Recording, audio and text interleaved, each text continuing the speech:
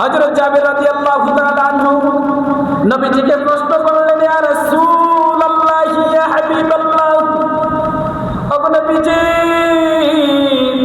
আপনি আমাকে জানান, আপনি আমাকে বলেন, সর্বপ্রথম আল্লাহ তাআলা কাকে সৃষ্টি করেছেন, কোন বস্তু সৃষ্টি করেছেন?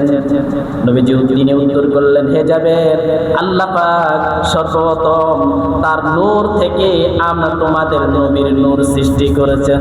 সুবহানাল্লাহ। আল্লাহ পাক রব্বুল আলামিন সর্বপ্রথম তার যে নূর রয়েছে, এই নূর থেকে তোমাদের নবীর নূর সৃষ্টি করেছেন। আল্লাহ পাক রব্বুল আলামিন পবিত্র কুরআনে কারীমের মধ্যে বলেন, ইয়া আইয়ুহাল্লাযীনা আমানু ক্বাদ জাআকুম মিনাল্লাহি নূরুন ওয়া কিতাবুম মুবিন।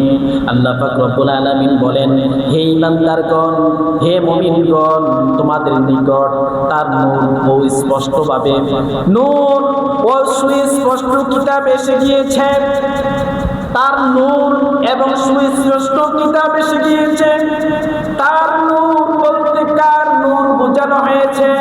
আল্লাহ তাআলা তার প্রিয় হাবিব মুহাম্মদুর রাসূলুল্লাহ সাল্লাল্লাহু আলাইহি ওয়াসাল্লাম কি স্পষ্টভাবে বুঝিয়েছেন, ইঙ্গিত দিয়েছেন, এবং তার কিতাব বলতে বোঝানো হয়েছে একমাত্র মহাগ্রন্থ আল কোরআনের কথা বলেছেন। আল্লাহ পাক রব্বুল আলামিন এই পৃথিবীতে 1,24,000 মতন করে 2,34,000 নবী রাসূল এই পৃথিবীতে পাঠিয়েছেন। সকল নবী রাসূলগণ আল্লাহর পক্ষ থেকে কালিমার দাওয়াত দিয়েছেন, ঈমানের দাওয়াত দিয়েছেন, তাওহীদের বাণীগুলো মানুষের কাছে পৌঁছিয়ে দিয়েছেন। আল্লাহ পাক রব্বুল আলামিন এই পৃথিবীতে যত নবী রাসূল পাঠিয়েছেন, আসমানি কিতাব 104 খানা। 104 খানার মধ্যে 100 খানা হচ্ছে ওজিফা, আর হচ্ছে 4 খানা হচ্ছে বড় কিতাব।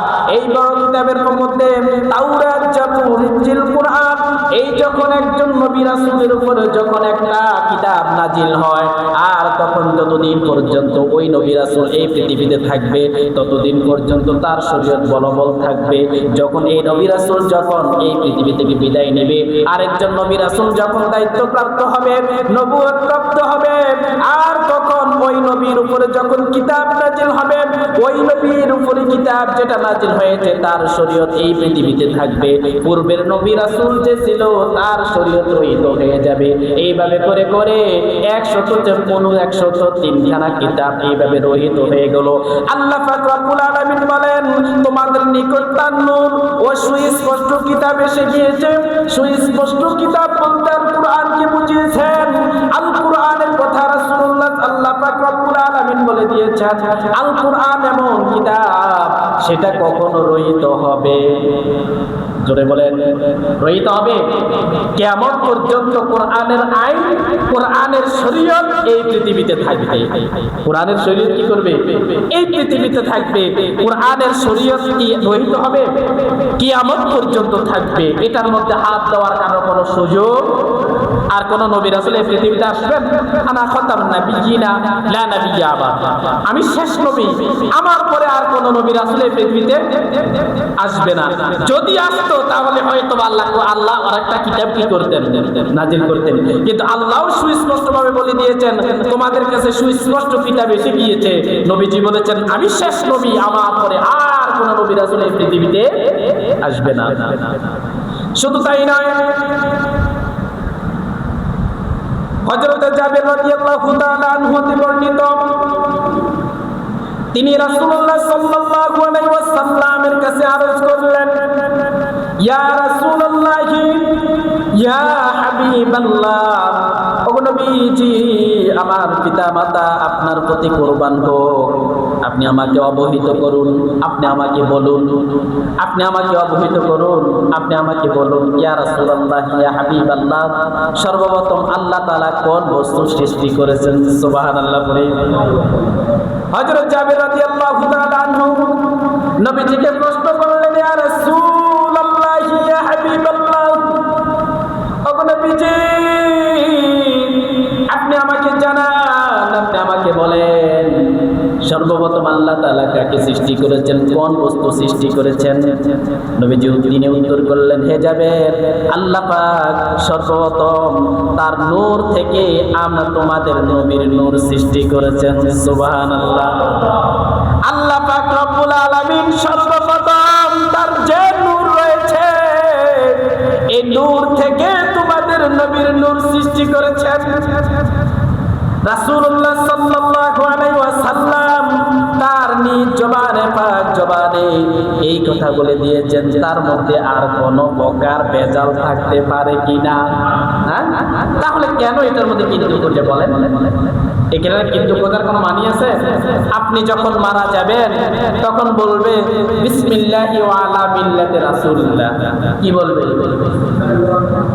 রাসূলের মিল্লাতে আপনাকে কবরে রাখছে, আপনাকে প্রশ্ন করা হবে এই লোক কে?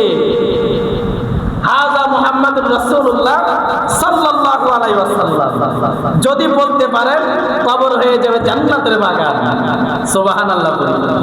আর যদি না বলতে পারেন আমি তার সম্পর্কে জানি না, সাথে সাথেই কবর আযাব দেওয়া শুরু হয়ে যাবে। এই কথা যেটা এখন বললাম এটা পৃথিবীর কোন আলেম, পৃথিবীর কোন মনীষী কেউ কি খণ্ডাতে পারবে? তাহলে যার মিল্লাতে আপনাকে রেখে আসবে তার ব্যাপারে যদি আপনার এত চুলকানি থাকে, আপনাকে রাখা হবে কার কাছে? কথা বোঝেন নাই? কার কাছে রাখা হবে?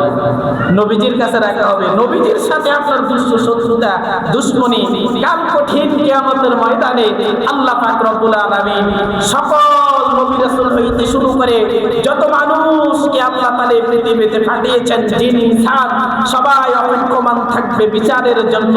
কেউ কোনো প্রকার কথা বলার সুযোগ পাবে না, থরথর করে কাঁপতে থাকবে, ইয়া নাফসি করবে।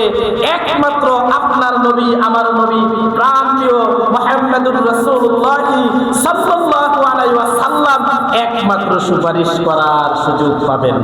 সুবহানাল্লাহ। তাহলে নবীর দুশমনি করবেন, আবার কি বলবেন আপনি আমার জন্য সুপারিশ করেন? বলার সুযোগ আছে? নবীজির প্রেম, নবীজির ভালোবাসা আপনাকে আমাকে জান্নাত পর্যন্ত নিয়ে নিতে পারে। কিভাবে? যে নবীকে ভালোবাসে তার কোরআন, নবীর কোরআন এবং সুন্নাহ ওই ব্যক্তি ভালোবাসবে। যে নবীকে ভালোবাসে সে আল্লাহকে ভালোবাসে। ঠিক কিনা? সে কি কখনো অন্যায় করতে পারে? পারে না।